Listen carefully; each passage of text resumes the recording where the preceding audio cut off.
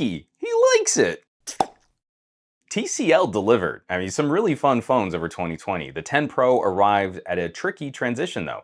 It's a premium feeling phone, it was feature rich, but just before more mid-tier phones started getting that 5G. The TCL 10 5G arrived later in the year, but with a build more in line with the less expensive 10L than the nicer 10 Pro. Well, we've cycled for 2021, and the TCL 20 Pro brings the nicer flagship build quality, a more powerful chipset, 5G support, and a more complete list of lifestyle features. TCL sent over a really well-stocked reviewer kit for me to test drive the phone and share my thoughts. There's all kinds of stuff in here. Sunscreen, hand sanitizer, insect repellent, insect bite relief, and after sun sprays. This water bottle has a speaker in the lid.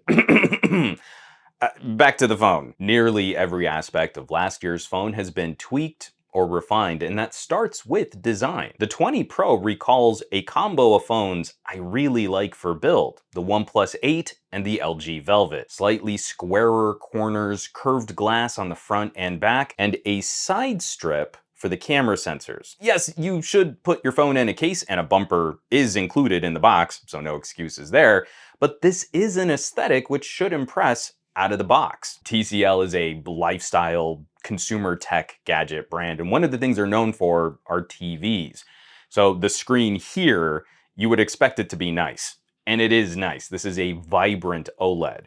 Though one of the few compromises, if we even want to call it that, it doesn't have one of the faster refresh rates. 120 Hz is the big fad that techies are getting real lit up about, but that most of the real average consumers I show my phones to can't notice much of a difference. So we don't get 120 Hz. 60 Hz should do you just fine. Now, maybe your app drawer isn't quite as liquidly smooth, but at this performance tier, we should be well served for a healthy chunk of mobile gaming. Given the focus of the label, it shouldn't be a surprise that TCL includes a number of screen customization options for juicing up your video and photo playback, adapting to the light around you, HDR10 certified, solid color accuracy, SDR to HDR conversion, and something called True Flesh Tone, which enhances lighting in the video without making human skin look weird. Plus, we get an IR blaster, so those of us who still have TV and entertainment kit that might need one,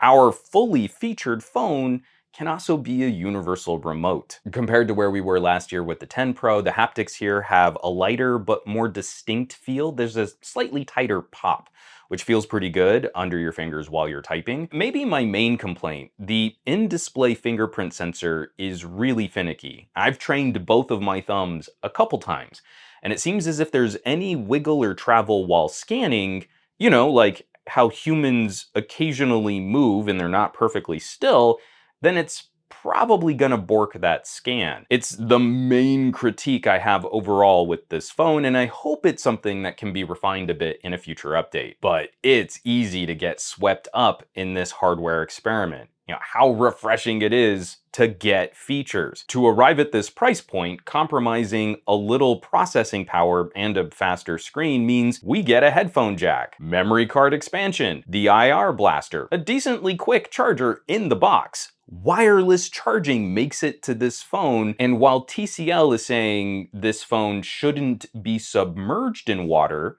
they did get it properly IP rated. And it should be decently rain and splash resistant. Rather than saving cash and just omitting the rating, they are letting consumers know what the real IP rating is, which is way better than not knowing. It's here, in the mid-range, where our phones are most complete. There's a quad array of cameras on the back, and they're pretty good. The main shooter is a 48 megapixel sensor with optical image stabilization. Photos are still a bit social media vibrant for my liking, but I think in general this is improved over the TCL 10 from last year. 4K video from the main sensor, ultra wide, and the selfie shooter. It kind of blows my mind how many premium phones won't match video quality on all the sensors on the phone. All right, switching gears, talking about the software on tap. Very familiar territory for Android 11, very colorful.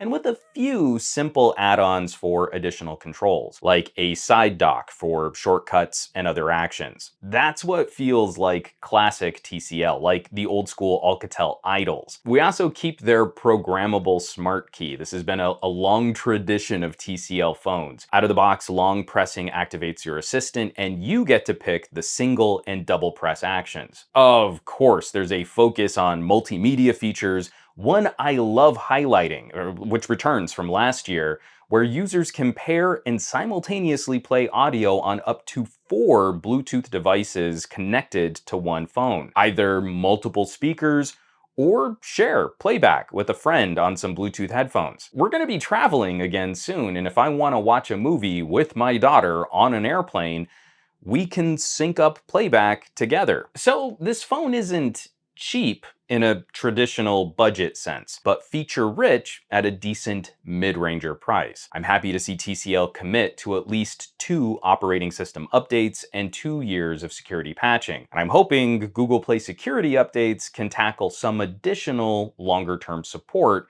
but at least the commitment from TCL helps a phone like this feel a little less disposable. The battery tech is solid, big capacity, lower powered chipset. It's easy running this for over a day with some room to spare. Even adding 5G into the mix, we don't pay much of a power penalty over the TCL 10 Pro. Recharge speeds are mid-pack. It took me a little less than 40 minutes to get a 50% charge. Of course, there are faster charging phones, but that's still pretty good. A quick top off should get you plenty of time out in the field. And there is enough capacity where the idea of sharing some juice with an accessory, like some earbuds, over a cable could make some sense. It's all the stuff I liked about the 10 Pro and what I like again here on the 20 Pro. We can pick and choose features to focus on at different price points. TCL is showing a specific focus on their own branded phones in a lineup of lifestyle and entertainment consumer tech, which is well refined year over year. I love seeing more competition in this market. And $499 is mid-pack pricing, but we're in really good shape against other purpose-built mid-rangers. A 128GB iPhone SE might be $50 cheaper, but will lack cameras, will have a poorer display, smaller battery capacity, won't have 5G, expandable storage, a headphone jack. That's a pretty broad hardware gap in that $50 price difference. TCL made some of my favorite classic mid-rangers back in the day with those Alcatel Idols. And it's fun seeing some of that design DNA evolving for modern 5G phones too. I'll of course leave some links down below for more info on the TCL 20 Pro. Maybe shop one of these bad boys online. As always, thanks so much for watching, for sharing these videos, subscribing to the channel. Supporting your favorite content creators, never been more critical. So I greatly appreciate those of you who are checking out those links in the description.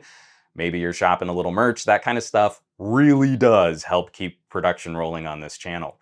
Full list, all my affiliates and partnerships can be found on SomeGadgetGuy.com, or you might consider, just maybe, checking out the list of names scrolling by on your screen from my Patreon, patreon.com/SomeGadgetGuy. This list is basically a collection of the coolest tech pals on the web, so I hope you'll check them out. Now, you know where you can find me around the rest of the internet, at SomeGadgetGuy on the Twitters and the Twitch. Not so much on the Facebooks, sometimes on the Instagrams, and I will catch you all on the next review.